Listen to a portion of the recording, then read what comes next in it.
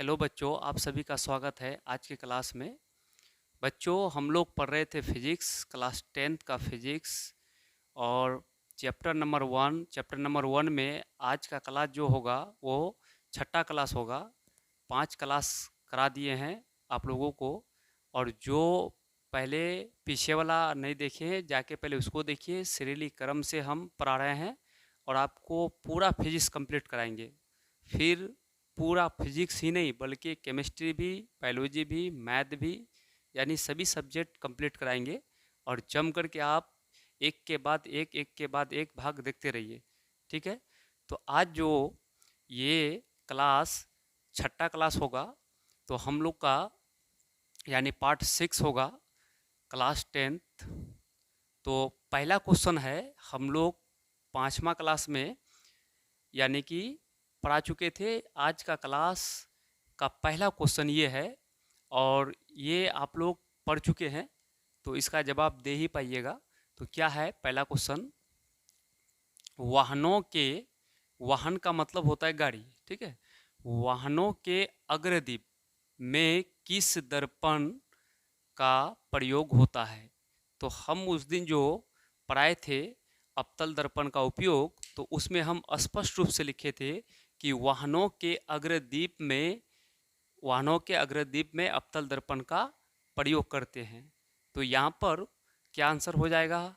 Answer हो जाएगा यानी कि अवतल दर्पण। ऑप्शन नंबर ए सही जवाब है। चलिए अब अगला नेक्स्ट क्वेश्चन की ओर आगे बढ़ते हैं। तो अगला जो क्वेश्चन है हम लोग का क्वेश्चन है कि बिना बिना छुए बिना छुए हुए, या फिर इसको बोल सकता है बिना स्पर्श किए,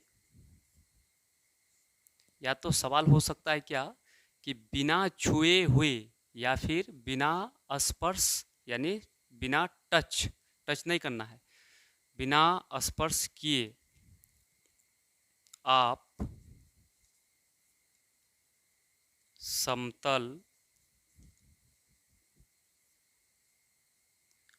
अवतल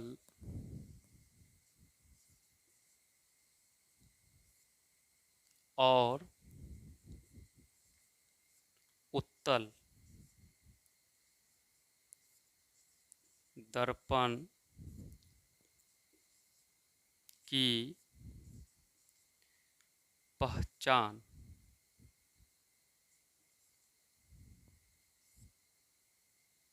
कैसे करेंगे? कैसे करेंगे बच्चों? ये भी इम्पोर्टेंट क्वेश्चन है। क्या बोला जाता है, जैसा कि हम लोग इससे पहले वाला क्लास जो पढ़ाए हैं, पिछला वाला क्लास, उसमें हम लोग पढ़े थे, यानी क्या पढ़े थे? समतल दर्पण, अवतल दर्पण और हम लोग पढ़े थे उत्तल दर्पण। तीनों दर्पण के बारे में पढ़ चुके हैं। तो ये उसी से रिलेटेड एक क्वेश्चन बनता है। क्या बनता है कि बिना छुए बिना छुए हुए या फिर बिना स्पर्श करके आप समतल, अवतल और उत्तल दर्पण की पहचान कैसे करेंगे? आपको बिना टच किए, टच नहीं करना है, ठीक है। तो आइए इसका आंसर कैसे लिखेंगे हम लोग। तो हम लोग इसका आंसर लिखेंगे, बिल्कुल सिंपल भाषा में आंसर देंगे। देखिए, टच तो करना नहीं है, तो हम क्या करेंगे, यानी कि दर्पण के नीचे हम दर्पण के नज़दीक खड़े होकर बारी बारी से क्या करेंगे, अपने चेहरे का अवलोकन करेंगे। मतलब अवलोकन मतलब अपना फेस जो है उसका जांच करेंगे एक जगह खड़ा होकर के, ठीक है। और अगर चेहरा समान आकार का नजर आए, चेहरा जितना चेहरा है और प्रतिबिंब उसी के बराबर नजर आए, उसी आकार का बने, तो समतल दर्पण होगा। अगर चेहरा किसमें? दर्पण में। अगर चेहरा जितना है उससे बड़ा नज़र आए या दिखाई दे तो अवतल दर्पण होगा। अगर चेहरा, फेस छोटा नज़र आए, किसमें? दर्पण में। अगर छोटा नज़र आएगा तो वो होगा उत्तल दर्पण। तो अभी आप लोग का माइंड में सेट हो चुका है क्या कि दर्पण के आगे खड़े होकर अपने फेस का अवलोकन करेंगे, जांच करेंगे कि जितना फेस है अगर उसी के बराबर दर्पण में दिखाई दे तो समतल होगा, समान आकार का नज़र आएगा तो समतल होगा। अगर बड़ा नज़र आए तो अवतल दर्पण होगा, अगर छोटा नज़र आए तो उत्तल दर्पण होगा। तो हम लोग लिखेंगे इसको, क्या लिखेंगे इसका आंसर? हम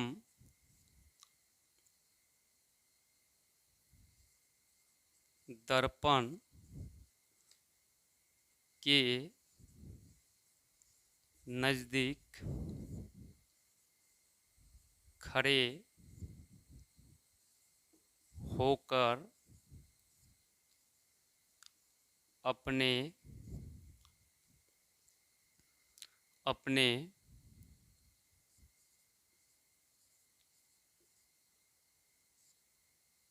चेहरे को बारी बारी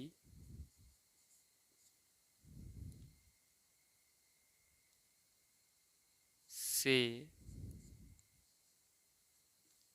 अवलोकन अवलोकन करेंगे।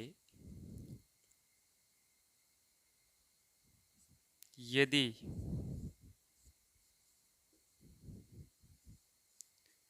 चेहरा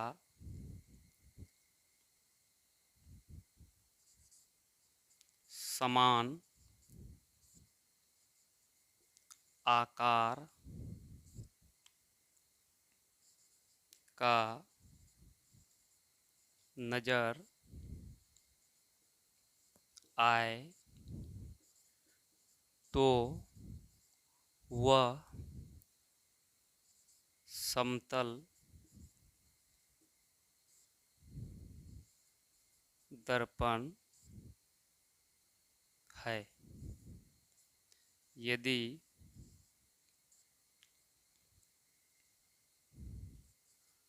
चेहरा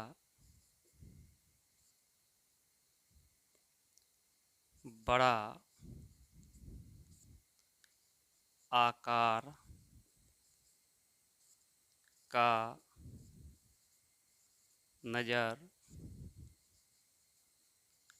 आए तो वह अवतल दर्पण है। अवतल दर्पण है। यदि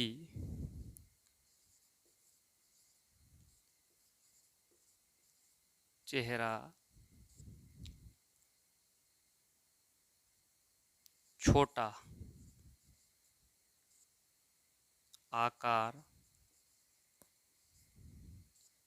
का नज़र आए तो वह उत्तल दर्पण है।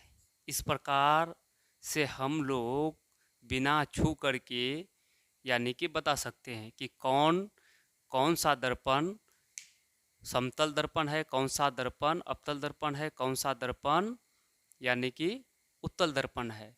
यदि चेहरा का साइज समान आए, समान दर्पण में दिखाई दे तो हम लोग समतल कहेंगे। अगर चेहरा का साइज आकार बड़ा नज़र आए तो हम लोग क्या बोलेंगे? अवतल। बड़ा दिखाई देने से अवतल और बराबर दिखाई देने से समतल। बड़ा दिखाई देने से अवतल और छोटा दिखाई देगा तो क्या होगा? उत्तल दर्पण होगा। इसलिए हम लोग कोई कोई दर्पण ऐसा होता है कि हम लोग अपना फेस को देखते हैं जब, तो हम लोग को जितना है उससे क्या दिखाई देता है? थोड़ा बड़ा दिखाई देता है। तो हम लोग खुश हो जाते हैं कि हाँ, हम मतलब अच्छा है। और उसके बाद हम लोग अगर उत्तल दर्पण में देखते हैं तो जितना है उससे और छोटा दिखाई देता है, तो मूड ऑफ हो जाता है कि बाप रे इतना दुबला पतला हो गए। और समतल में हम लोग जो देखते हैं तो जैसा है वैसा ही दिखाई देगा, ना ही छोटा ना ही बड़ा, बिल्कुल समान दिखाई देगा, तो वो समतल दर्पण होगा। तो कहने का मतलब आप लोग को याद हो गया कि हम दर्पण के नज़दीक खड़े होकर अपने चेहरे का बारी बारी से मतलब अलग अलग करके क्या करेंगे, अपने चेहरे का अवलोकन करेंगे, जांच करेंगे। अगर चेहरा समान आकार का नज़र आए यानी बराबर नज़र आए तो हम लोग समतल दर्पण कहेंगे। अगर चेहरा का आकार बड़ा नज़र आए तो हम लोग अवतल कहेंगे। अगर चेहरा छोटा आकार का नज़र आएगा तो हम लोग उत्तल दर्पण कहेंगे। छोटा आने से उत्तल, बड़ा आने से अवतल और बराबर नज़र आने से समतल दर्पण कहेंगे। मेरे ख्याल से आप लोग समझ चुके हैं। एक बार इसको देख लीजिए। तो हम क्या लिखे हैं कि हम दर्पण के नज़दीक खड़े होकर अपने चेहरे को बारी बारी से अवलोकन करेंगे। यदि चेहरा समान का मतलब बराबर समान आकार का नज़र आए तो वो समतल दर्पण है। यदि चेहरा बड़ा आकार का नज़र आए तो वह कौन सा दर्पण होगा, अवतल दर्पण है। यदि चेहरा छोटा आकार का नज़र आए तो वह उत्तल दर्पण होगा। आप लोग इसका एक बार स्क्रीनशॉट लीजिए, फिर हम आगे बढ़ते हैं। तो बच्चों अब हम लोग नेक्स्ट क्वेश्चन आगे की ओर बढ़ते हैं। तो देखिएगा अगला क्वेश्चन क्या आएगा। क्वेश्चन है, अभी अभी हम लोग जो पढ़े तो बिना छू करके बताएं।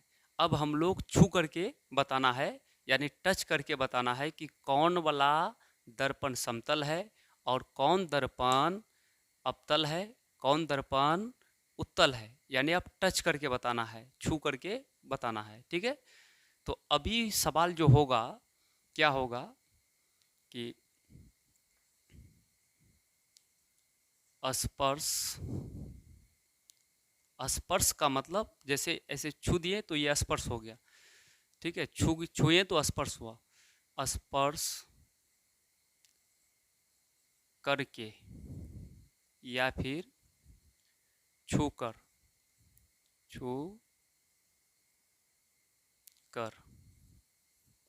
स्पर्श करके आप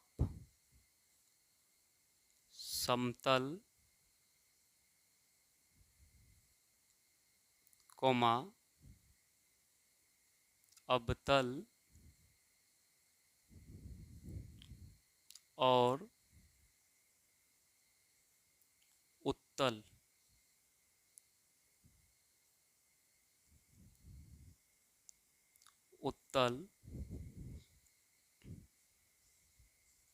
दर्पण की पहचान कैसे करेंगे।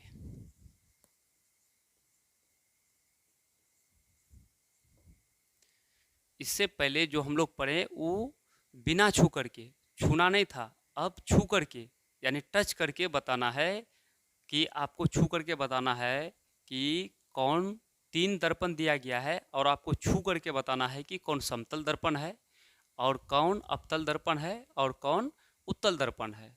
तो देखिएगा यहाँ पर क्या कहता है, स्पर्श करके आप समतल अवतल और उत्तल दर्पण की पहचान कैसे करेंगे। ठीक है, कैसे करेंगे। तो यहाँ पर इसका आंसर लिखेंगे, क्या लिखेंगे आंसर इसका,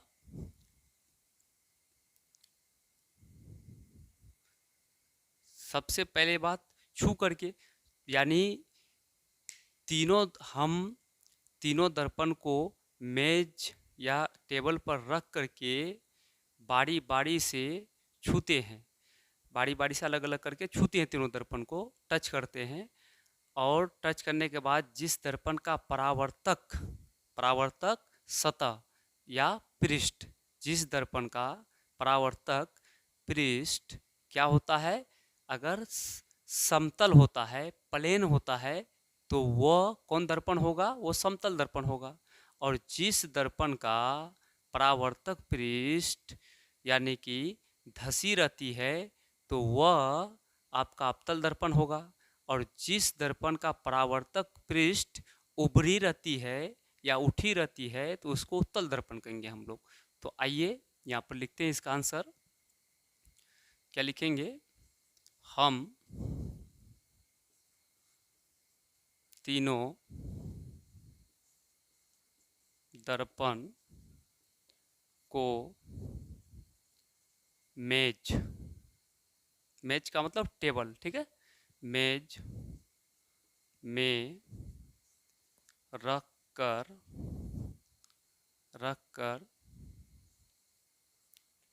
छूते हैं, छूते हैं। यदि यदि दर्पण का परावर्तक, दर्पण का परावर्तक पृष्ठ, पृष्ठ का मतलब सतह, छूते हैं। यदि दर्पण का परावर्तक पृष्ठ समतल, समतल का मतलब प्लेन, प्लेन यानी समतल होती है,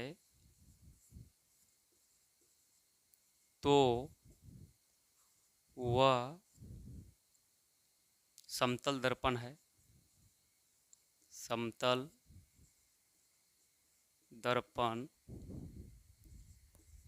है। यदि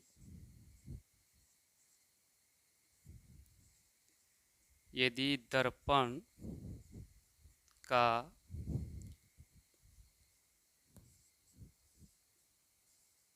परावर्तक सतह धसी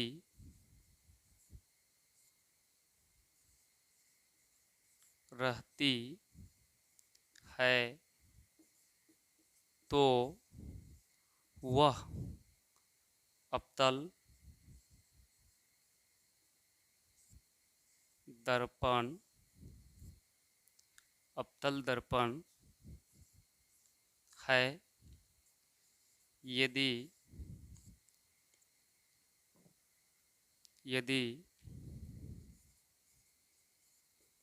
दर्पण का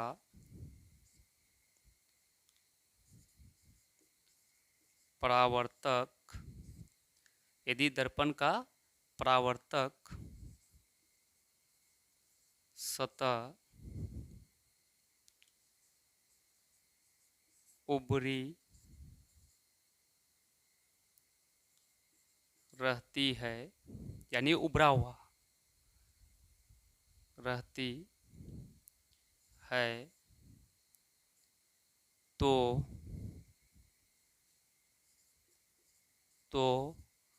वह उत्तल दर्पण है। बच्चों, आप लोग जैसे देखें कि आपको छू करके बताना है। 3 दर्पण आपके पास है और तीनों क्या क्या दर्पण है, समतल दर्पण, अवतल दर्पण और दूसरा है उत्तल दर्पण। 3 दर्पण आपको दिया गया है और वो तीनों दर्पण को छू करके, टच करके, यानी कि आपको बताना है कि कौन वाला दर्पण समतल दर्पण है और कौन दर्पण अवतल दर्पण है और कौन सा दर्पण उत्तल दर्पण है। तो हम तीनों दर्पण को मेज पर रखते हैं और रखने के बाद अलग अलग करके बारी बारी से तीनों को हम लोग टच करते हैं। क्या करते हैं, हम टच करेंगे, छुएंगे। और जिस दर्पण यानी जिस दर्पण का परावर्तक सतह प्लेन होगा वो समतल दर्पण होगा, और जिस दर्पण का परावर्तक सतह यानी कि धसी हुई रहेगा, क्या रहेगा, धसी हुई रहे या रहती है, तो उसको हम लोग क्या कहेंगे, उसको अवतल दर्पण कहेंगे। और जिस दर्पण का परावर्तक सतह उठी हुई रहे या उभरी हुई रहे, तो उसको हम लोग क्या बोलेंगे, उत्तल दर्पण कहेंगे। तो वही बात यहाँ पर लिखे हैं, एक बार देख लीजिए क्या लिखे हैं कि हम हम तीनों दर्पण को मेज पर रखकर छूते हैं। यदि दर्पण का परावर्तक पृष्ठ समतल होती है तो वो समतल दर्पण है। यदि दर्पण का परावर्तक पृष्ठ या सतह धसी रहती है तो वह अवतल दर्पण है। यदि दर्पण का परावर्तक सतह उभरी रहती है तो वह कौन सा दर्पण है, उत्तल दर्पण है। मेरे ख्याल से आप लोग बहुत अच्छा से समझ रहे हैं, बिल्कुल आसान भाषा में इसका आंसर दे रहे हैं। और एक बार पढ़िए, आप जिंदगी भर नहीं भूलिएगा, ठीक है। तो एक काम कीजिए, इसका आप लोग लीजिए एक बार स्क्रीनशॉट। तो बच्चों अब हम चलते हैं नेक्स्ट क्वेश्चन की ओर। अब यहाँ पर क्या होगा, कुछ गोलीय दर्पण का कुछ पद को जानेंगे हम लोग, क्योंकि वो भी जानना बहुत जरूरी है, उससे क्वेश्चन बनते हैं। तो आइए सीधे हम लोग चलते हैं। क्या सबसे पहले यहाँ पर देखेंगे हम लोग, क्या एक गोलीय दर्पण देखेंगे, गोलीय दर्पण, ठीक है। ये आपका गोलीय दर्पण है।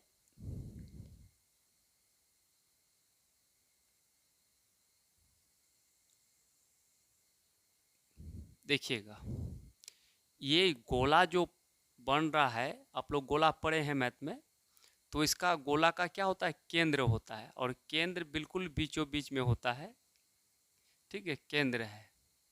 तो गोलीय दर्पण ई हो गया केंद्र, ठीक है, गोले का केंद्र को सी से हम लोग डिनोट करते हैं, किससे, सी से। और हमेशा दर्पण में पॉलिश किया जाता है दाएं हाथ के तरफ। किधर किया जाता है, दाएं हाथ के तरफ। तो यहाँ पर दो दर्पण है, गोलीय दर्पण हम बोले थे ना कि गोलीय दर्पण दो प्रकार के होते हैं। इससे पिछले वाला क्लास में हम पढ़ाए थे आप लोगों को कि गोलीय दर्पण दो प्रकार के होते हैं, अवतल दर्पण, उत्तल दर्पण। तो ये गोलीय दर्पण दो प्रकार के हैं। तो यहाँ पर क्या, अवतल उत्तल। तो देखिएगा एक दर्पण तो ये है, इधर पॉलिश किया हुआ है, ठीक है, यानी एम एन। एक इधर हो गया। इस दर्पण को हम लोग क्या बोलेंगे, इस दर्पण को बोलेंगे हम लोग अवतल दर्पण, अवतल दर्पण कहेंगे, अवतल दर्पण कहेंगे, ठीक है। और इधर हम लोग क्या बोलेंगे, पॉलिश हमेशा दाएं हाथ की तरफ होता है, तो इधर वाला जो होगा,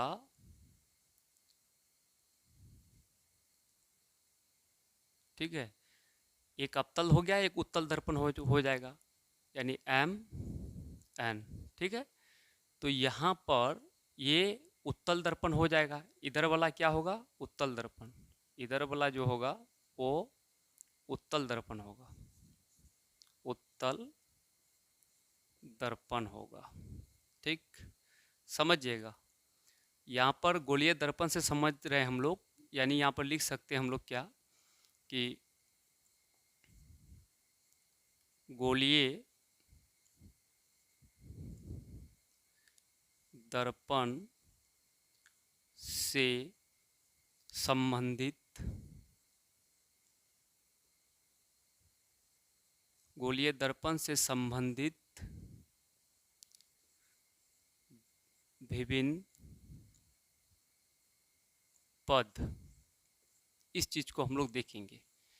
यानी गोलीय क्या देखेंगे, गोलीय दर्पण से संबंधित विभिन्न पद, उसको देखेंगे, विभिन्न पद को। तो गोलीय दर्पण में किसका कहाँ पद है, उस चीज को देखेंगे हम लोग। ये गोलीय दर्पण है, और गोलीय दर्पण दो प्रकार का होता है, अवतल दर्पण, उत्तल दर्पण, ठीक है। और ये जो गोला बना है, तो इस गोले का यानी केंद्र जो है वो सी है, ठीक है, सी है। और सी को क्या बोलेंगे, यानी दर्पण का वक्रता केंद्र। क्या बोलेंगे, दर्पण का वक्रता केंद्र बोलेंगे। दर्पण का ये वक्रता केंद्र है सी। और यहाँ पर, ठीक है, ये जो दर्पण है ना, ये दर्पण का ये ध्रुव है। क्या है, पी का मतलब ध्रुव है। और इधर ये दर्पण का ध्रुव है। अवतल दर्पण का ध्रुव ये है और उत्तल दर्पण का ध्रुव ये है। तो यहाँ पर यानी सी क्या है, वक्रता केंद्र है। सी क्या है, वक्रता केंद्र है। यानी दर्पण का वक्रता केंद्र सी है और दर्पण का ध्रुव पी है। और यम एन दर्पण है, यम एन दर्पण है, ये ध्रुव है पी, और सी वक्रता केंद्र है दर्पण का, गोलीय दर्पण का वक्रता केंद्र है।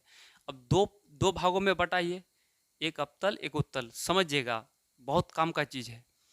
तो यहाँ पर ऐसे समझिए। और ये जो यानी दर्पण के ध्रुव से केंद्र से होकर जो ये रेखा गुजरी है, इस रेखा को बोलेंगे क्या, इस रेखा को बोलेंगे हम लोग मुख्य अक्ष। क्या बोलेंगे, इस रेखा को मुख्य अक्ष। ये वाला रेखा को बोलेंगे मुख्य अक्ष बोलेंगे। क्या बोलेंगे, मुख्य अक्ष। तो यहाँ पर ये दो प्रकार ऐसे समझ लेते हैं, समझिएगा, इसको अलग अलग करके समझते हैं हम लोग। ये जो होगा, ये अवतल दर्पण है,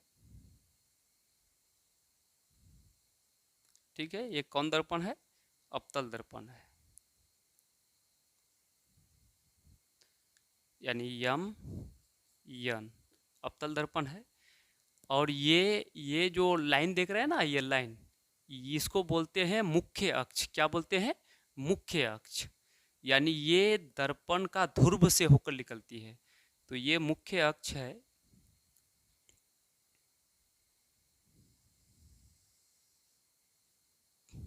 सही है, ठीक है, बीचों बीच होना चाहिए, थोड़ा सा और नीचे ले लेते हैं। चलिए, अब सही लग रहा है। तो ये दर्पण के ठीक मिडिल पॉइंट को, दर्पण के, ये जो दर्पण है ना, ये दर्पण, इसको देखिए यहाँ से यहाँ तक, ठीक बीचों बीच, यानी कि मध्य बिंदु, मध्य बिंदु जो होता है ये हो गया ध्रुव। ध्रुव को पी से डिनोट करते हैं। उसके बाद अच्छा, ये जो ऐसे मुड़ा हुआ है, तो ये मुड़ेगा तो एक गोला बनेगा। गोला बनेगा तो इसका केंद्र, गोला का केंद्र होता है। तो यहाँ पर गोला का केंद्र मान लेते हैं क्या है, गोला का केंद्र यहाँ पर मान लेते हैं कि यहाँ पर है, यहाँ पर सी है, ठीक है, क्या है, सी है। तो सी दर्पण का वक्रता केंद्र कहते हैं। सब कुछ लिखाएंगे, आप लोग को क्लियर समझ में आ जाएगा, कोई दिक्कत नहीं है। अब देखिएगा, और ये इसके यानी कि सी और पी के बीच में, सी और पी के मध्य बिंदु, बीचों बीच में एक मध्य बिंदु होगा, बिल्कुल। चलिए मान लेते हैं यहाँ पर एकदम मिडिल पॉइंट है, ठीक है, यहाँ पर मिडिल पॉइंट है, तो इसको बोलेंगे एफ, कैपिटल एफ। अच्छा, ये कैपिटल एफ का मतलब हुआ कि दर्पण का मुख्य फोकस, क्या कहेंगे, मुख्य फोकस कहेंगे एफ को।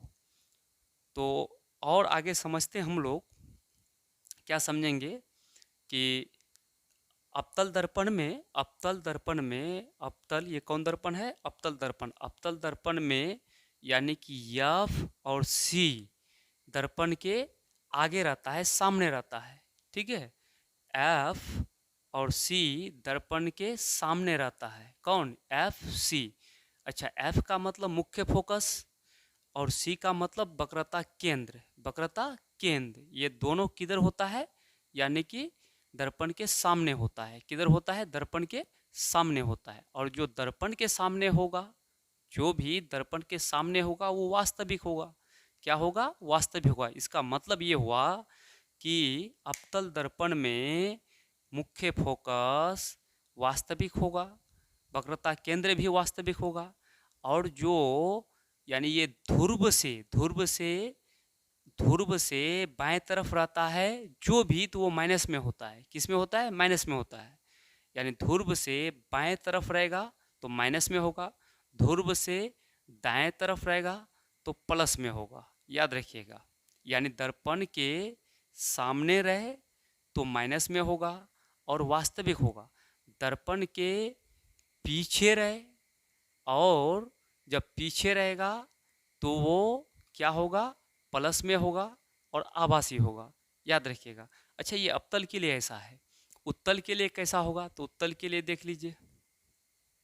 उत्तल के लिए यहाँ पर समझिएगा, ये है उत्तल, उत्तल, उत्तल दर्पण, ठीक है। ये भी यम यन दर्पण है। अच्छा, ये आपका जो होगा तो ऐसे चलेगा, ठीक। अच्छा, उत्तल दर्पण यहाँ देखिएगा, उत्तल दर्पण में ये पॉइंट को बोलेंगे क्या हम लोग, ई वाला पॉइंट को बोलेंगे ध्रुव, क्या बोलेंगे, दर्पण का ध्रुव कहेंगे। अच्छा, इसका जो फोकस और वक्रता केंद्र यानी कि दर्पण के पीछे होता है, जिधर पॉलिश किया हुआ रहता है उधर होता है। तो यहाँ मान लेते हैं हम क्या, या वक्रता केंद्र, ये वक्रता केंद्र या गोले का केंद्र भी कहेंगे, इसको गोले का केंद्र कहेंगे सी को, या फिर गोले के केंद्र को वक्रता केंद्र के नाम से भी जानते हैं हम लोग, ठीक है। तो आगे यहाँ समझिएगा। अच्छा, पी और सी के बिल्कुल मध्य में, मध्य में, ठीक है, बिल्कुल मध्य में क्या होगा, मुख्य फोकस होगा, मुख्य फोकस होगा। अब रहा सर, एकदम माइंड में नोट कर लीजिए कि अवतल दर्पण में, अवतल दर्पण में ये हुआ अवतल दर्पण, अवतल दर्पण में क्या हुआ कि फोकस और वक्रता केंद्र किधर होता है, तो वो बाएं तरफ होता है, और जो बाएं तरफ होता है तो दर्पण के सामने होता है, और जो दर्पण के सामने होता है तो वो होता है वास्तविक होता है, और वास्तविक होगा तो ये सब माइनस में होगा, ठीक है। अब उत्तल दर्पण में क्या होता है कि उत्तल दर्पण में मुख्य फोकस और वक्रता केंद्र ये दोनों जो होता है ये काल्पनिक होता है, यानी ये काल्पनिक होगा, आभासी होगा, और दर्पण के पीछे होगा, ध्रुव, यानी दर्पण के पीछे, दर्पण के पीछे तो होगा ही, साथ में क्या होगा, पीछे होगा, तो ये प्लस में होगा, किस में होगा, प्लस में, इसलिए कहते हैं कि फोकस और वक्रता केंद्र, ठीक है, ये दोनों आभासी होता है। तो अब आगे समझना ये है, सबसे पहला बात क्या समझना है कि अच्छा, सिर्फ आपको ये याद रखना है, देखिए इसका इसका एक बार एक काम कीजिए, एक बार इसका स्क्रीनशॉट लीजिए, क्योंकि हमको जगह बनाना है, मिटाना है। तो बच्चों अब यहाँ पर जगह बन गया है, अब समझिएगा, ठीक है।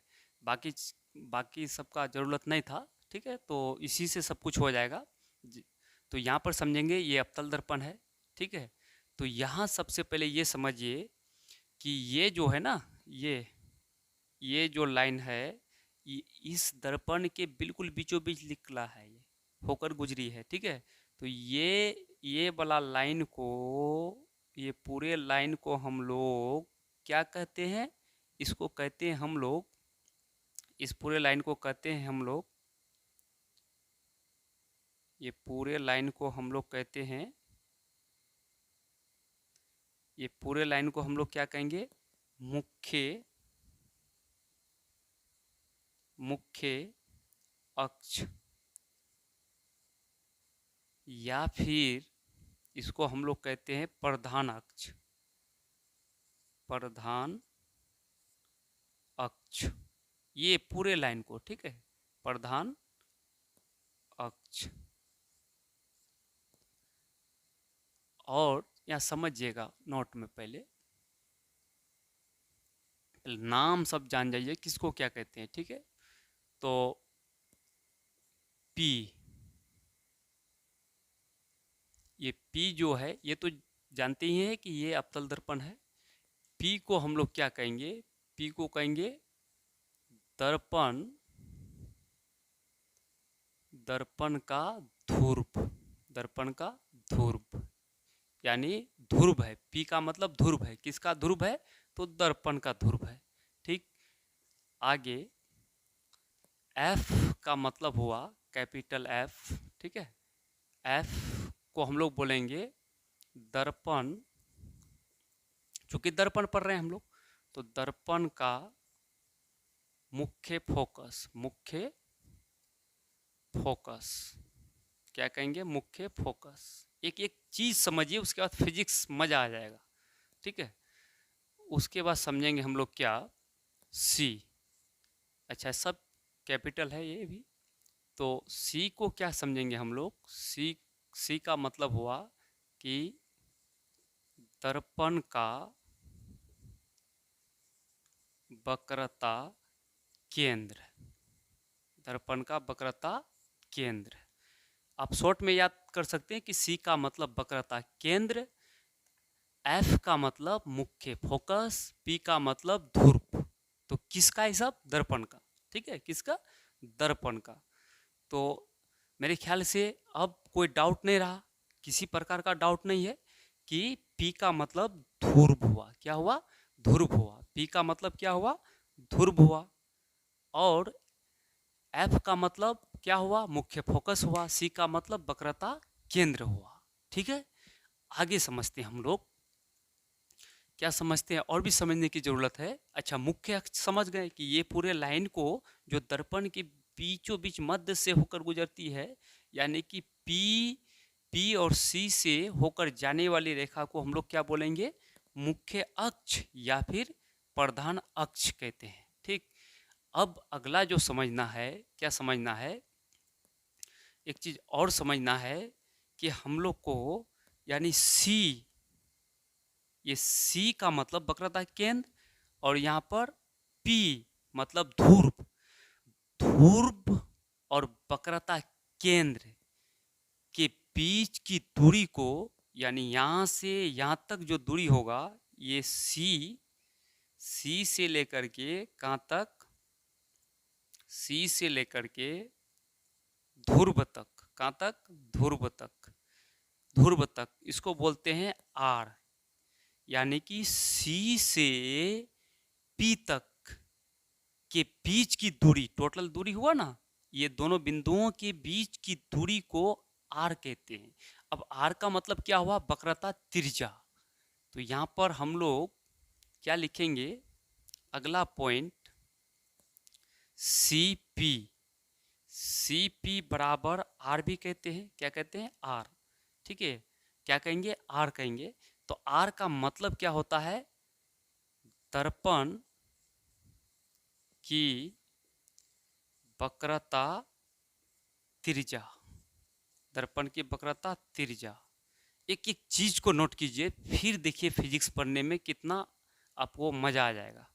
तो आगे, यानी पी से सी तक की दूरी को, के यहां से यहां तक की दूरी को क्या बोलेंगे, त्रिज्या, आर कहेंगे, रेडियस कहेंगे, ठीक है। यानी अब फिर अगला हमको समझना है क्या, कि ये एफ है ना, एफ, तो एफ से पी तक, यानी एफ से पी तक के बीच की दूरी, यानी पी और मुख्य फोकस ध्रुव और दर्पण के ध्रुव और मुख्य फोकस के बीच की दूरी को, यानी यहाँ से यहाँ तक की दूरी को हम लोग कहते हैं छोटका एफ। क्या कहते हैं, छोटका एफ। छोटका एफ, इसको छोटका एफ कहेंगे। छोटका एफ का मतलब होता है फोकस दूरी। तो यहाँ पर हम लोग पी एफ बराबर छोटका एफ, क्या कहेंगे, छोटका एफ। अच्छा, छोटका एफ का मतलब होता है फोकस दूरी, दर्पण का फोकस दूरी, फोकस दूरी, फोकस दूरी कहेंगे, क्या कहेंगे, फोकस दूरी कहेंगे। बहुत अच्छा से आप लोग समझिएगा। पहले देखिए ये सब क्यों बता रहे हैं, क्योंकि किसको अब हम लिख देंगे एफ, समझ नहीं पाइएगा एफ का मतलब क्या होता है। तो चित्रात्मक तरीका से आप पहले एक बार माइंड में, हाँ टाइम लगेगा, क्योंकि पूरा कॉन्सेप्ट के साथ आप जब तक फिजिक्स को नहीं समझिएगा तब तक रटने उठने से कोई फायदा नहीं है। और एक बार समझ जाइएगा तो सबका परिभाषा, सबका आंसर अपने आप दे दीजिएगा। जैसा कि अगर कहेगा कि मुख्य अक्ष किसे कहते हैं, मुख्य अक्ष क्या है, दर्पण का मुख्य अक्ष क्या है, दर्पण का मुख्य अक्ष को परिभाषित करें, ठीक है। या किसे कहते हैं, तो आप लिख सकते हैं क्या, गोलीय दर्पण के, चूंकि ये भी गोलीय दर्पण है, गोलीय दर्पण दो प्रकार, तो गोलीय से पैदा हुआ ना, अवतल उत्तल। गोलीय दर्पण के ध्रुव और वक्रता केंद्र से होकर होकर जाने वाली या जाने वाले रेखा को मुख्य अक्ष कहते हैं। परिभाषा बन गया। दूसरा बात क्या है, अगर कहेगा, क्या कहेगा कि ध्रुव क्या है, दर्पण का ध्रुव क्या है, दर्पण का ध्रुव क्या है, तो हम लिख सकते हैं दर्पण के, यानी कि गोलीय दर्पण के मध्य बिंदु को, दर्पण तो ये है ना, यहां से लेकर यहां तक, दर्पण के दर्पण के दर्पण के परावर्तक सतह के मध्य बिंदु को क्या कहेंगे, ध्रुव कहेंगे। अगर कहेगा कि, क्या कहेगा कि वक्रता केंद्र क्या है, तो हम आसानी के साथ कर सकते हैं वक्रता केंद्र के बारे में। क्या कर सकते हैं कि गोलीय दर्पण के गोले के केंद्र को, गोलीय दर्पण के गोले के केंद्र को, चूंकि गोलीय दर्पण में अगर इसको ऐसे मोड़ेंगे तो गोला बनेगा, तो गोला बनेगा तो एक केंद्र होगा, जिस केंद्र की सहायता से ये गोला बन रहा है, उस केंद्र, उस बिंदु को क्या कहेंगे हम लोग, यानी कि वक्रता केंद्र कहेंगे। कहेगा मुख्य फोकस, तो मुख्य फोकस क्या कर सकते हैं कि गोलीय दर्पण के ध्रुव और वक्रता केंद्र के मध्य बिंदु को मुख्य फोकस कहते हैं। अच्छा, बोलेगा कि वक्रता त्रिज्या किसे कहते हैं, तो हम लिख सकते हैं गोलीय दर्पण के ध्रुव और वक्रता केंद्र के बीच की दूरी को वक्रता त्रिज्या कहते हैं, क्योंकि ये दोनों के बीच की दूरी को वक्रता त्रिज्या कहते हैं। बोलेगा कि फोकस दूरी किसे कहते हैं, तो फोकस दूरी किसे कहते हैं हम लोग, यानी दर्पण के ध्रुव और मुख्य फोकस के बीच की दूरी को क्या कहेंगे, फोकस दूरी कहेंगे। तो बच्चों, एक बार पहले आप ये सभी का स्क्रीनशॉट लीजिए, फिर हम आगे बढ़ते हैं। तो बच्चों, अब आगे देखिए क्या समझेंगे हम लोग। अब हम लोग को समझना है कि ये जो अभी हम लोग देखें, क्या देखें हम लोग ये देखें, ध्रुव के बारे में पता हुआ, यानी मुख्य फोकस, वक्रता केंद्र और वक्रता त्रिज्या। आर का मतलब वक्रता त्रिज्या, छोटका एफ का मतलब फोकस दूरी, ये सब पता हुआ। लेकिन एक बात इसमें छिपा हुआ है। कौन सा बात छिपा हुआ है? बात ये छिपा हुआ है कि ये जो आपका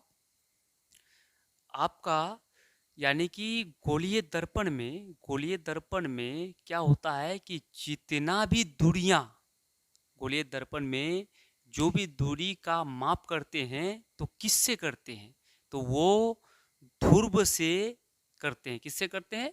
ध्रुव से करते हैं। तो यहाँ पर एक स्टार पॉइंट में ऑब्जेक्टिव में पूछा जाता है, उसको स्टार पॉइंट में हम लिखा देते हैं। क्या लिखेंगे? चलिए लिख देते हैं हम लोग, दर्पण में सभी दूरियां, यहाँ इसको याद रखिएगा, दर्पण में सभी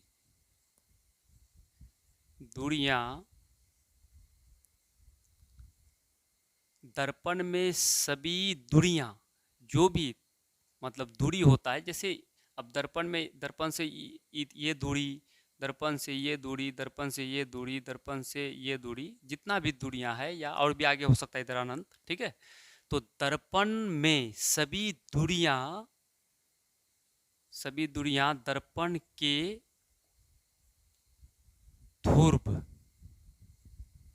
दर्पण के ध्रुव से की जाती है या होती है। किससे होती है? दर्पण के ध्रुव से मापी जाती है, दर्पण के ध्रुव से मापी जाती है, दर्पण के ध्रुव से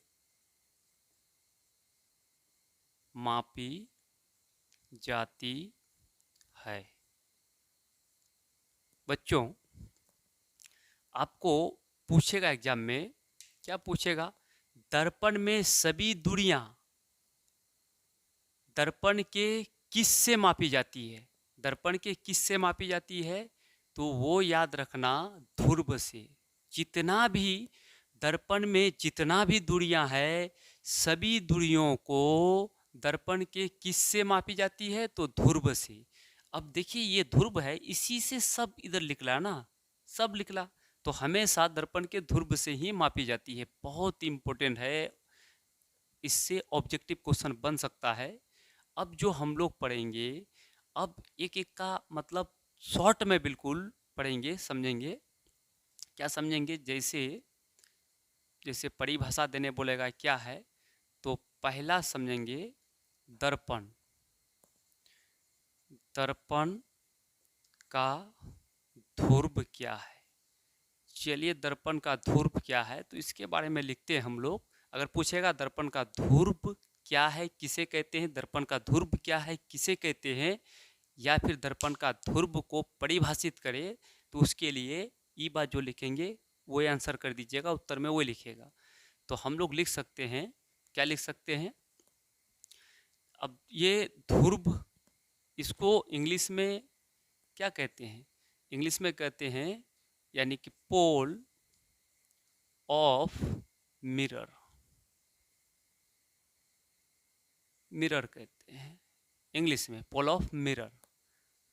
अब दर्पण का ध्रुव क्या है तो इसके बारे में लिखते हैं। देखिए ये जो दर्पण है ना, दर्पण, दर्पण के परावर्तक पृष्ठ के, दर्पण, ये दर्पण है, दर्पण के, और इधर परावर्तक पृष्ठ है इधर, ठीक है, परावर्तक पृष्ठ है, परावर्तक पृष्ठ के केंद्र को, केंद्र का मतलब मध्य बिंदु, केंद्र का मतलब मध्य बिंदु, यहाँ से जितना ऊपर है उतना ही यहाँ से इधर है, नीचे है। तो यहाँ लिखेंगे, क्या लिखेंगे? दर्पण का ध्रुव के बारे में लिखेंगे, दर्पण लिख सकते हैं गोलीय, गोलीय दर्पण, गोलीय दर्पण के परावर्तक, परावर्तक, परावर्तक पृष्ठ या सतह, ठीक है, परावर्तक, गोलीय दर्पण के परावर्तक सतह के मध्य बिंदु को, मध्य बिंदु को क्या कहते हैं? मध्य बिंदु को दर्पण का ध्रुव कहते हैं। या फिर ऐसा भी हो सकता है, देखिए ऐसा भी, इसको ऐसे भी लिख सकते हैं, या तो हम लोग ऐसे लिख सकते हैं, या क्या लिख सकते हैं? गोलीय दर्पण के परावर्तक पृष्ठ, परावर्तक पृष्ठ के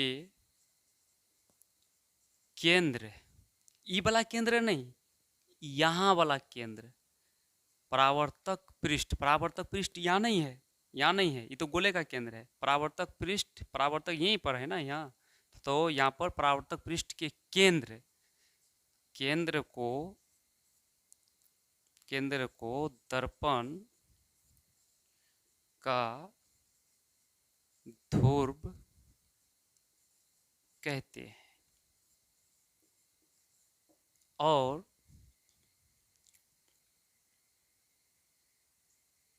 इससे रिलेटेड बातें लिखिएगा, क्या लिखिएगा? ध्रुव, किसका ध्रुव? दर्पण का ध्रुव, ठीक है, दर्पण का ध्रुव, ध्रुव को पी अक्षर, कौन सा अक्षर? पी अक्षर से निरूपित, निरूपित मतलब दर्शाना, दर्शाना सूचित करना, निरूपित करते हैं, निरूपित करते हैं। अगला पॉइंट, अच्छा ये तो हो चुका है। अब जो अगला जो हम लोग देखेंगे तो क्या देखेंगे, तो अगला हम लोग देखेंगे,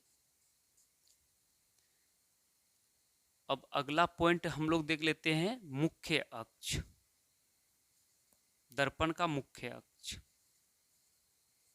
दर्पण का मुख्य अक्ष। अच्छा, मुख्य अक्ष को हम लोग कहते हैं प्रधान अक्ष। क्या बोलते हैं? प्रधान। ये इसी को बोले हैं क्या हम लोग, मुख्य अक्ष या प्रधान अक्ष के नाम से इसको जानते हैं। मुख्य अक्ष या प्रधान अक्ष, जिसको बोल सकते हैं इंग्लिश में, क्या बोल सकते हैं, अच्छा यहाँ ऑब्लिक दे देते हैं, ठीक है, या तो दर्पण का मुख्य अक्ष या प्रधान अक्ष, ठीक है। अब इसका इंग्लिश में क्या बोलेंगे, इसको इंग्लिश में बोलेंगे प्रिंसिपल प्रिंसिपल प्रिंसिपल एक्सिस कहेंगे इसको, प्रिंसिपल एक्सिस कहेंगे प्रधान अक्ष को, प्रिंसिपल एक्सिस ऑफ दर्पण, ऐसा भी बोल सकते हैं। यानी प्रधान अक्ष को क्या बोलेंगे, प्रिंसिपल एक्सिस। तो यहाँ पर कि मुख्य अक्ष या प्रधान अक्ष किसका, दर्पण का, क्या है, किसे कहेंगे, तो इसके बारे में लिखेंगे। क्या लिखेंगे, गोलीय, यहां से लिखते हैं आंसर, ठीक है, गोलीय दर्पण के ध्रुव, गोलीय दर्पण के ध्रुव और वक्रता केंद्र से होकर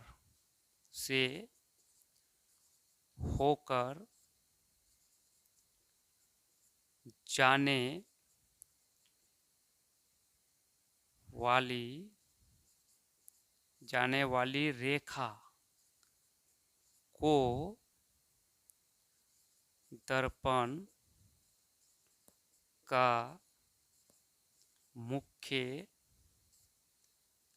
अक्ष कहते हैं, मुख्य अक्ष कहते हैं। और अच्छा, मुख्य अक्ष कहते हैं, ठीक है, ये क्लियर हो गया। एक काम कीजिए आप, क्या काम कीजिए, इसका लीजिए एक बार स्क्रीनशॉट, फिर हम आगे चलते हैं। तो बच्चों, अब हम लोग देखेंगे क्या, अब हम लोग देखेंगे अगला टॉपिक, यहाँ समझते हम लोग। यानी अभी हम लोग ध्रुव को पढ़ लिए और ये मुख्य अक्ष को पढ़ लिए, ये लाइन को, ठीक है। अब हम लोग देखेंगे क्या, ये सी को देखेंगे, सी का मतलब वक्रता केंद्र देखेंगे, ठीक है, अभी जस्ट। तो यहाँ पर हम लोग देखेंगे क्या, दर्पण का वक्रता केंद्र, दर्पण का वक्रता केंद्र देखेंगे। अच्छा, दर्पण का वक्रता केंद्र इंग्लिश में क्या बोलेंगे, सेंटर ऑफ, यानी सेंटर ऑफ कर्वेचर, यहाँ बोलेंगे सेंटर ऑफ कर्वेचर। चलिए इसको देखेंगे हम लोग, यानी दर्पण का वक्रता केंद्र क्या है, दर्पण का वक्रता केंद्र क्या है या किसे कहते हैं, तो इसको हम लोग समझेंगे, ठीक है। अब यहाँ पर दर्पण का वक्रता केंद्र क्या है, किसे कहते हैं, परिभाषित करें। इसके लिए हम लोग लिखेंगे क्या, लिखेंगे गोलीय, क्या लिखेंगे, गोलीय दर्पण के गोले के केंद्र को, गोलीय दर्पण के गोलीय दर्पण में, जो गोलीय दर्पण है, गोलीय दर्पण में गोले के केंद्र को, जैसे ये गोलीय दर्पण है, इसको ऐसे घुमाएंगे तो गोला बनेगा, तो गोला का जो केंद्र होता है उसी को हम लोग बोलेंगे। तो यहाँ लिखेंगे क्या लिखेंगे? गोलीय गोलीय दर्पण में गोलीय दर्पण में गोले के केंद्र को गोले के केंद्र को दर्पण का वक्रता केंद्र कहते हैं। इसे किसे? वक्रता केंद्र को। इसे सी अक्षर से निरूपित मतलब दर्शाते हैं, सूचित करते हैं, निरूपित करते हैं। अब हम लोग अगला जो देखेंगे तो अगला हम लोग का हो जाएगा वक्रता त्रिज्या, यानी ये आर के बारे में। ठीक है, तो अगला जो देखेंगे हम लोग, अगला टॉपिक होगा क्या कि दर्पण का वक्रता त्रिज्या। अच्छा, वक्रता त्रिज्या के बारे में देखेंगे तो त्रिज्या का मतलब रेडियस ऑफ कर्वेचर। ठीक है, तो अब यहाँ पर क्या पढ़ेंगे? वक्रता त्रिज्या क्या है, वक्रता त्रिज्या क्या है या किसे कहते हैं। ठीक है, तो किसका? दर्पण का वक्रता त्रिज्या क्या है, किसे कहते हैं। तो अब यहाँ समझिएगा, इसका लिख रहे हैं हम यहाँ, क्या लिख रहे हैं कि गोलीय, देखिए यहाँ से आंसर लिख रहे हैं, गोलीय दर्पण के ध्रुव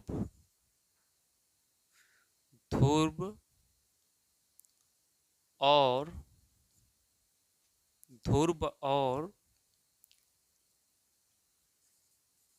वक्रता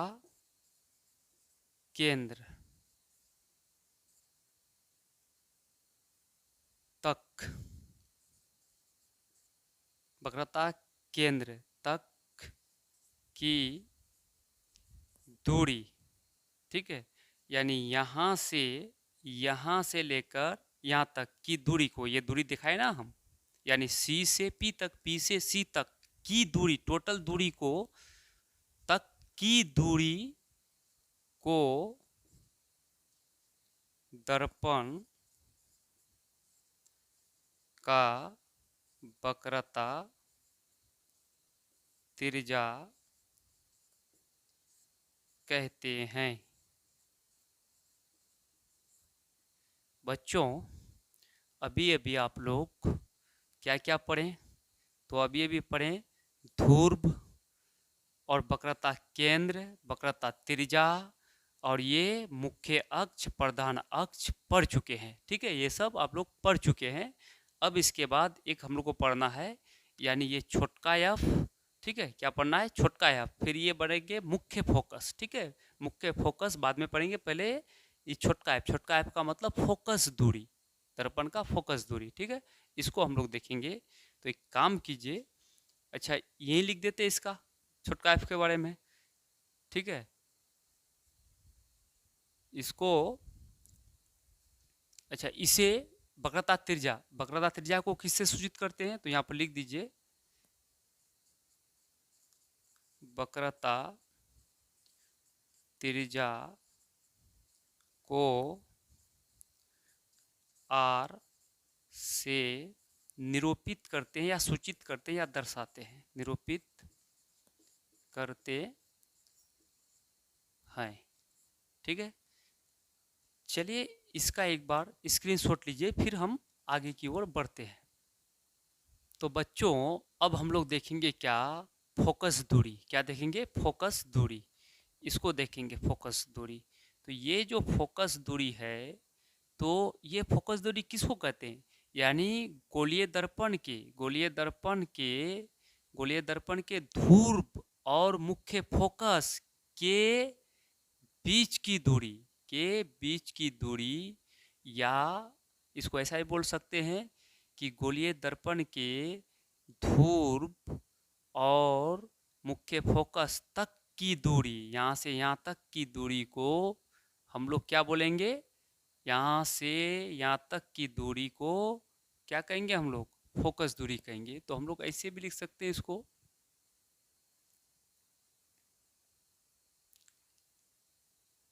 यानी दर्पण का फोकस दूरी। अच्छा, फोकस दूरी को हम लोग फोकसांतर भी बोलते हैं, याद रखिएगा, फोकसांतर। फोकस दूरी का दूसरा नाम क्या है? फोकसांतर, फोकसांतर भी कहते हैं। तो इसको हम लोग क्या लिखेंगे? अभी अभी परिभाषा बता दिए, आप लोग को याद हो गया होगा। तो हम लोग कह सकते हैं इसको, क्या कह सकते हैं? फोकस दूरी को, यानी कि फोकल लेंथ। इसको इंग्लिश में क्या बोलेंगे? फोकल लेंथ,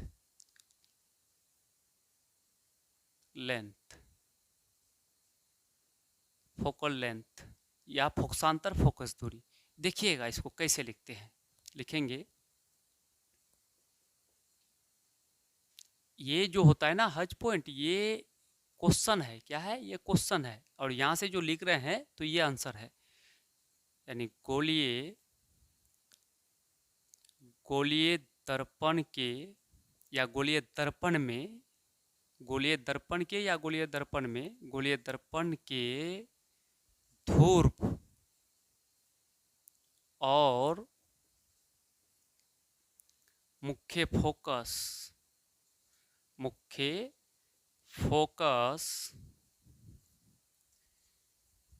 के, अभी बोले कि ध्रुव और मुख्य फोकस के बीच की दूरी को फोकस दूरी कहते हैं।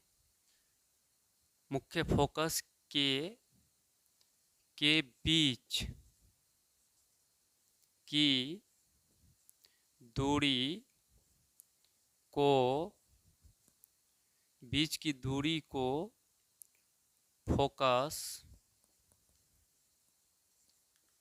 फोकस दूरी कहते हैं। इसे मतलब फोकस दूरी, किसके बारे में पढ़ रहे हैं? फोकस दूरी के बारे में। इसे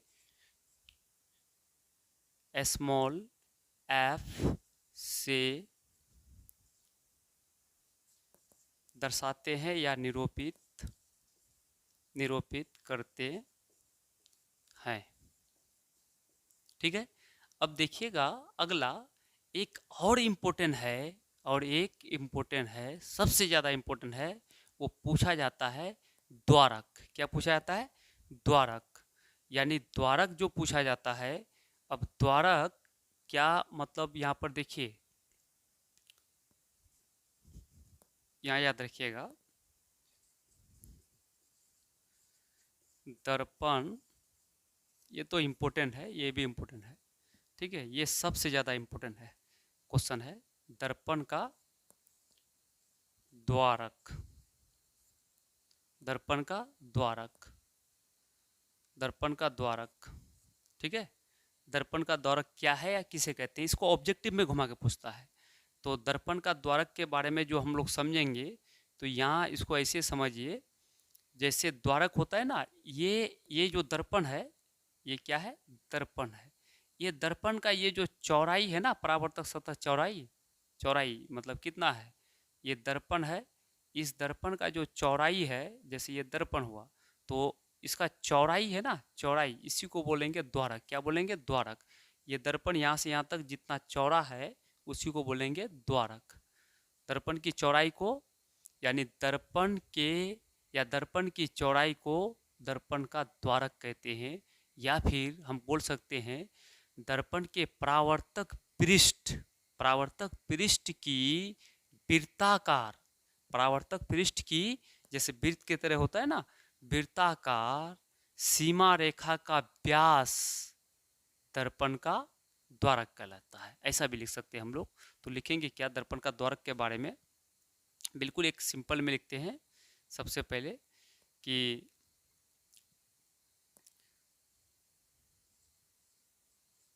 दर्पण की चौड़ाई को दर्पण की चौड़ाई को दर्पण की चौड़ाई को दर्पण की चौड़ाई को चौड़ाई को दर्पण का द्वारक कहते हैं। यानी ये एम एन द्वारक है, यहाँ से यहाँ तक ये क्या है? दर्पण का द्वारक है। एम एन क्या है? दर्पण का द्वारक है। ठीक है, एम एन दर्पण का द्वारक है।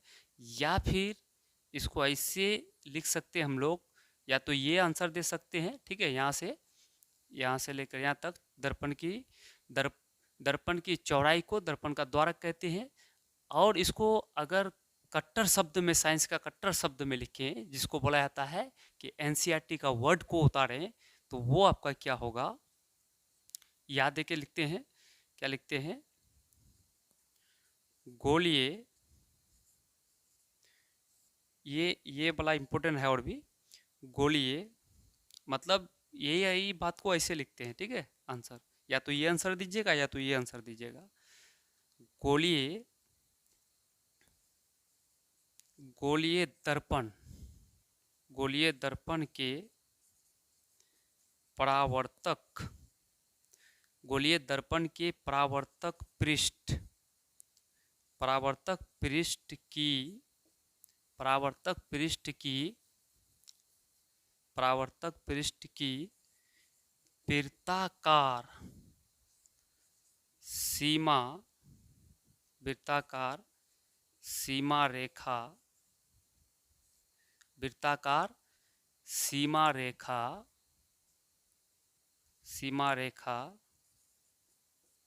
का व्यास दर्पण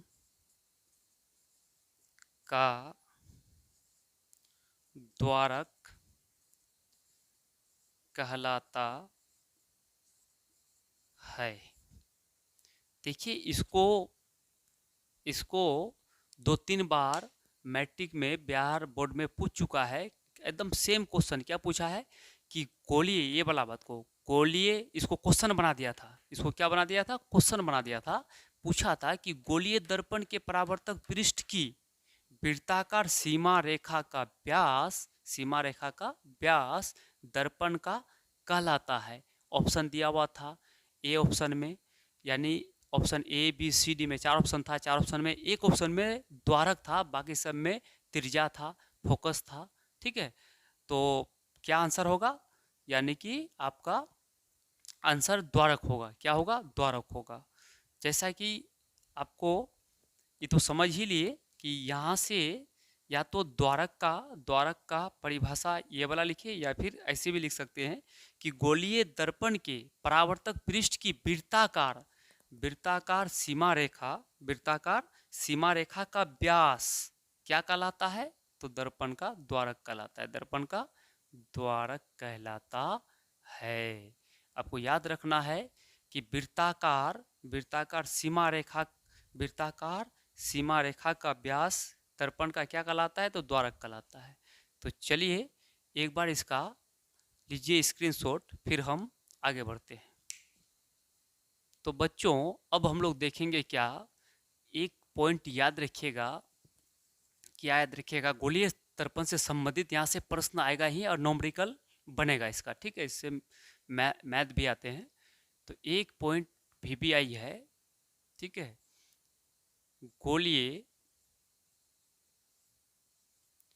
गोलीय दर्पण की गोलीय दर्पण की गोलीय दर्पण की फोकस दूरी, फोकस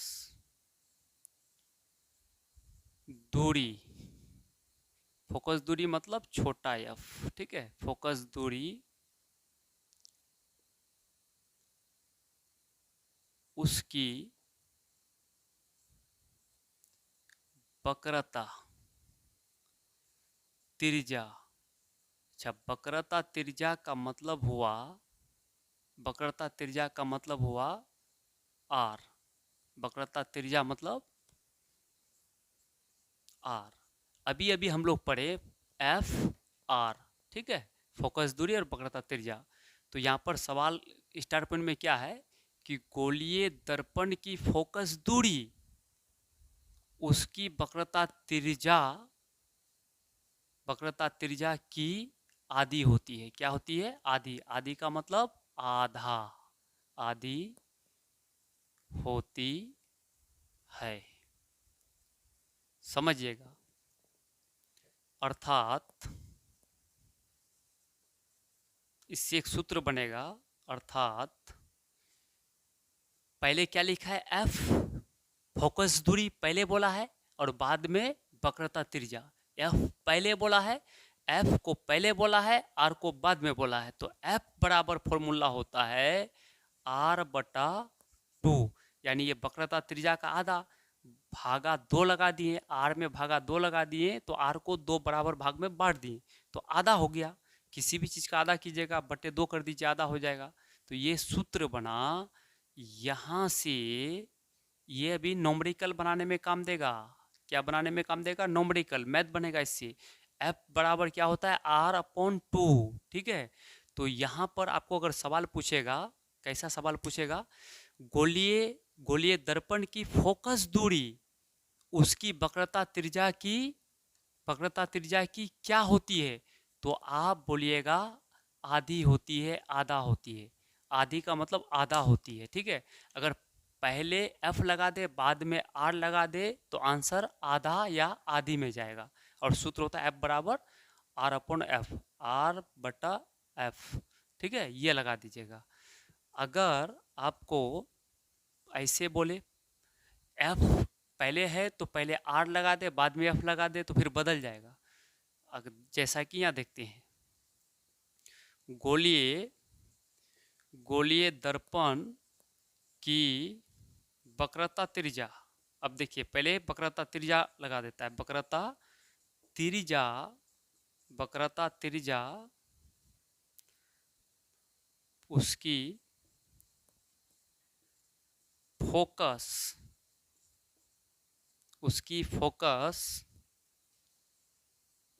दूरी की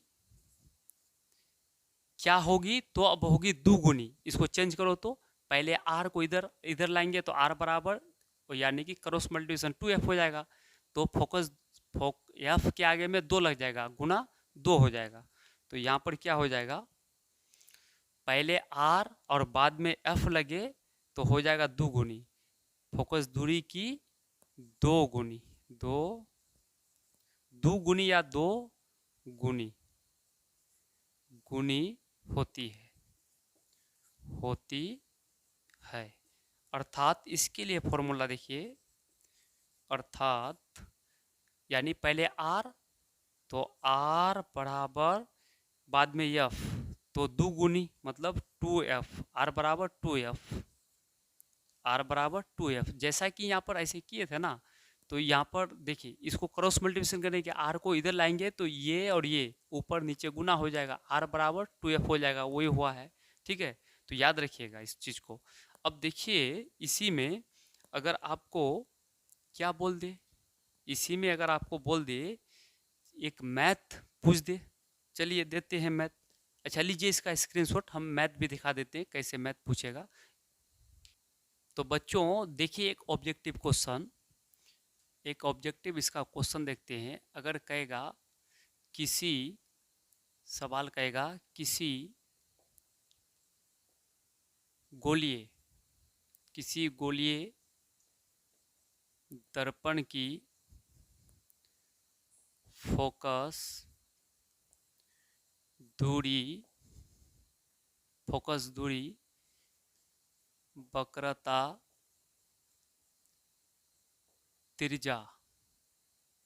त्रिज्या की होती है, वक्रता त्रिज्या की होती है। 4 ऑप्शन दे देगा। आधी, अभी अभी पढ़े हम लोग। 2 गुनी, ऑप्शन सी में 3 गुनी, ऑप्शन डी में 4 गुनी। तो इसका सही आंसर क्या होगा? तो पहले देखना है कि पहले है फोकस दूरी और बाद में है वक्रता त्रिज्या। पहले फोकस दूरी, बाद में वक्रता त्रिज्या, तो होगा आदि में, क्योंकि F बराबर R/2 होता है। तो इसका आंसर ऐसे होता। अगर ई वाला बात वक्रता त्रिज्या यहाँ होता और फोकस दूरी यहाँ होता तो आंसर हो जाता 2 गुना। ठीक है। कभी कभी इसी को पूछता है क्या कि किसी गोलीय दर्पण में फोकस दूरी और वक्रता त्रिज्या में क्या संबंध है, क्या रिश्ता है? तो वही होगा संबंध, यही संबंध है आदि का। ठीक है। या फिर पहले इठो बात दे देगा, बाद में पहले ये बात और इसको यहाँ पर, और बोलेगा क्या रिश्ता है, क्या संबंध है, तो बोलेगा दुगुना का। ठीक। अब देखिए क्वेश्चन, यहाँ पर क्वेश्चन, क्या क्वेश्चन देखिएगा। एक गोलीय दर्पण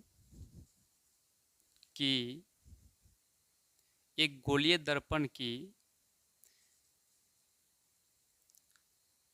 वक्रता त्रिज्या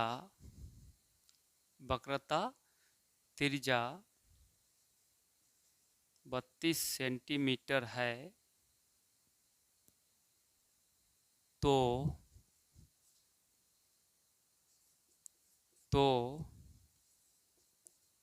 इसकी फोकस दूरी कितनी होगी या क्या होगी, कितनी होगी।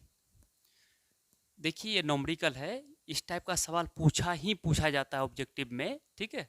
तो आपको कोई डरने की जरूरत नहीं है, अभी अभी पढ़े, इसको हल करेंगे हम लोग। देखिए यहाँ पर क्या दिया हुआ है, ध्यान से देखिएगा। वक्रता त्रिज्या कितना है, तो 32 है। यानी वक्रता त्रिज्या दे रखा है और फोकस दूरी निकालना है। वक्रता त्रिज्या को किससे निरूपित करते हैं, तो R से। R बराबर कितना है, 32 सेंटीमीटर। यहाँ पर गोलीय दर्पण में अवतल उत्तल नहीं बोला है, सिर्फ गोलीय बोला है, इसलिए जैसा है वैसा लिख देंगे, कोई चिन्ह नहीं लगाएंगे। तो यहाँ पर 32 है और निकालने क्या बोला है, देखिए ध्यान से। निकालने बोला है फोकस दूरी, यानी निकालने बोला है हमको क्या, F बराबर प्रश्नवाचक चिन्ह, मतलब वाट, क्या होगा। तो अभी अभी हम लोग पढ़े हैं। अब F बराबर, अभी जस्ट ऊपर में पढ़े, F बराबर कौन फॉर्मूला, R/2। ठीक है, ये पढ़े ना। तो F बराबर R का मान, F बराबर R/2, R का मान कितना है, 32। तो 32/2, 2 से भाग देंगे तो 16 होगा। इसका मतलब F बराबर 16 सेंटीमीटर आंसर होगा। क्या हुआ इसका मतलब कि फोकस दूरी निकल गया कितना, 16। फोकस दूरी 16, यानी जब भी वक्रता त्रिज्या R का मान दे रखेगा तो F का मान आधा होगा, 32 का आधा 16। अगर यहाँ पर F दे रखता और वक्रता त्रिज्या निकालने बोलता है, जैसे यहाँ पर R दिया हुआ है, F निकाल रहे हैं, तो इस 32 का आधा कर देंगे। अगर F का मान, मान लेते हैं यहाँ F का मान, अगर F का मान 16 है, F का मान दे रखता और R निकालते हैं तो इसका डबल कर देते। ठीक है, वही आ जाता। चलिए इसका स्क्रीनशॉट लीजिए, हम आगे की ओर बढ़ते हैं। हाँ, तो बच्चों अब एक क्वेश्चन देखेंगे। अगर क्वेश्चन ऐसा पूछेगा, क्या पूछेगा? उत्तल उत्तल दर्पण उत्तल दर्पण की वक्रता त्रिज्या 32 सेंटीमीटर है। 32 सेंटीमीटर है। तो फोकस दूरी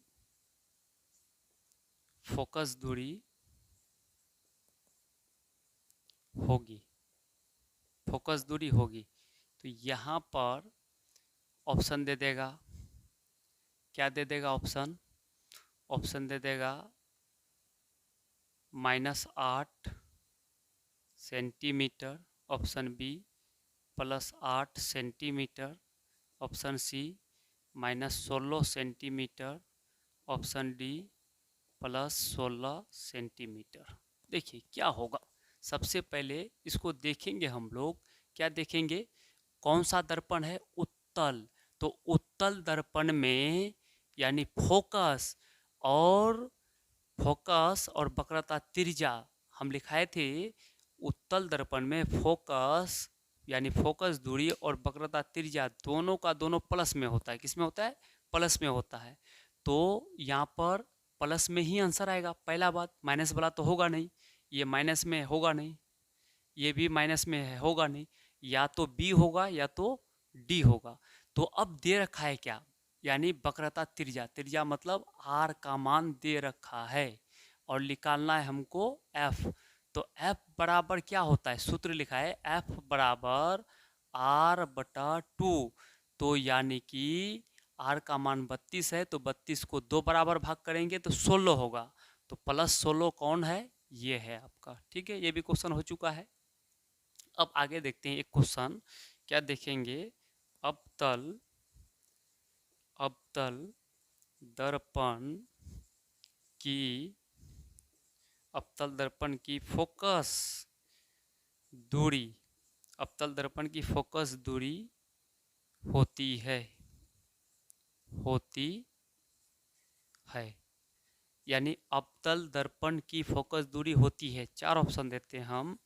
ऑप्शन नंबर ए ऋणात्मक, ऑप्शन बी धनात्मक, ऑप्शन सी ए और बी दोनों, या ऑप्शन डी में कोई नहीं। तो देखिए बच्चों क्या बोला है? अवतल दर्पण की फोकस दूरी। अच्छा, अवतल दर्पण की फोकस दूरी हम बताए थे कि ये अवतल दर्पण है और अवतल दर्पण में यहाँ ध्रुव है।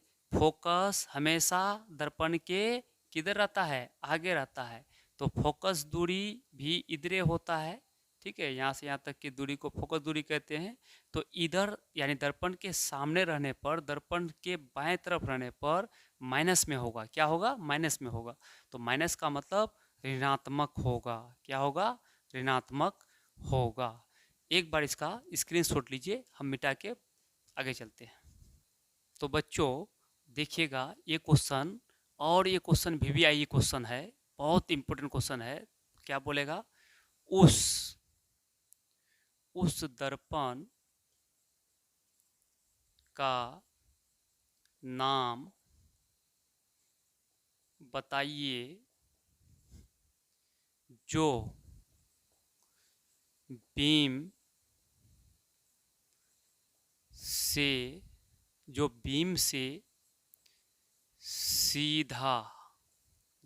से सीधा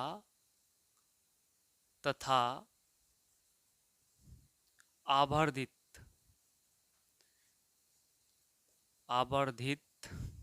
प्रतिबिंब बना सके।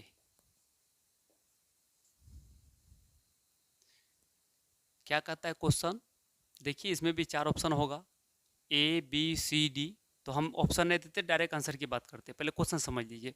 कहता है कि यानी दर्पण का नाम बताए, उस दर्पण का नाम, उस दर्पण का नाम बताने बोला है। वो कौन दर्पण होगा, कंडीशन दे रखा है, देखिए कंडीशन, जो बीम, अच्छा बीम का मतलब है तो वस्तु, बीम का मतलब होता है वस्तु, बीम का मतलब वस्तु होता है, जो वस्तु से सीधा तथा आवर्धित, अच्छा सीधा, सीधा प्रतिबिंब कौन कौन दर्पण में बनता है, समतल में भी सीधा बनता है, क्योंकि आभासी बनेगा तो सीधा बनेगा।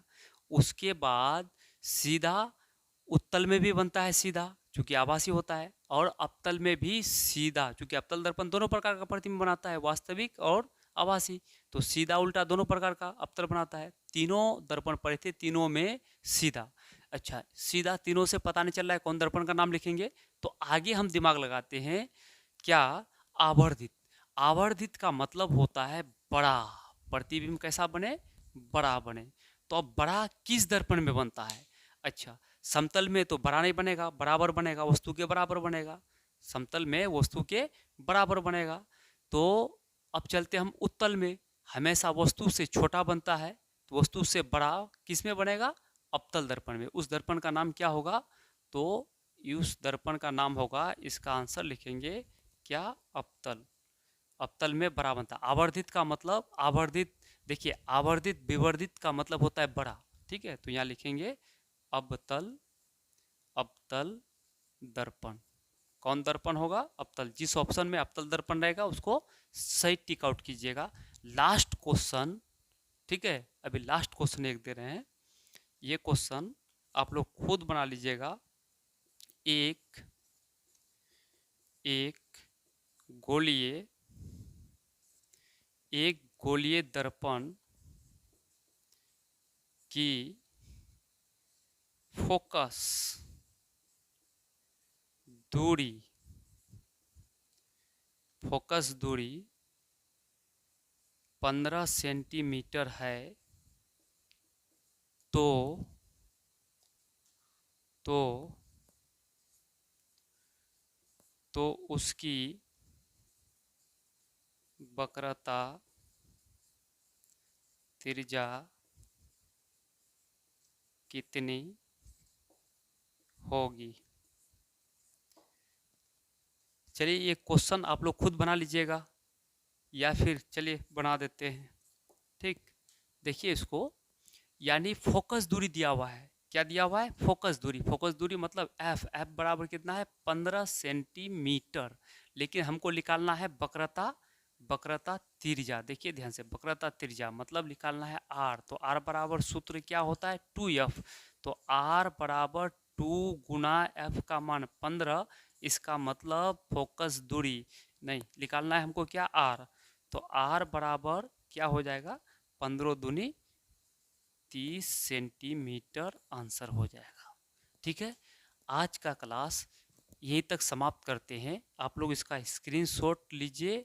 आज का क्लास यहीं तक समाप्त करते हैं। आप लोग रेगुलर वीडियो देखिए और पूरे, यानी पूरे सिलेबस को कंप्लीट करेंगे। आप लोग यहीं से पढ़ के आप लोग 470 75 नंबर आसानी से ला सकते हैं।